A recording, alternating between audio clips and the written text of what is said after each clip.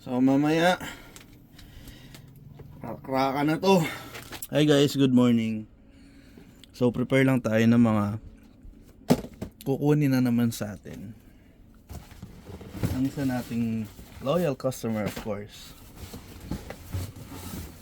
Ang nag-iisang loyal customer natin, my kumpare.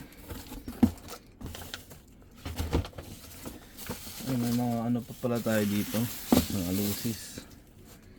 Noon guys, as you can see, look at it.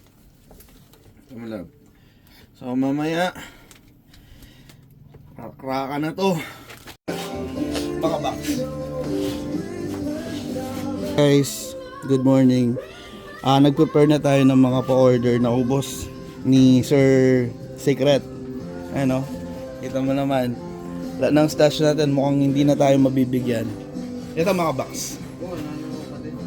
Baka meron ba tayong mga konti dito? At saka ito.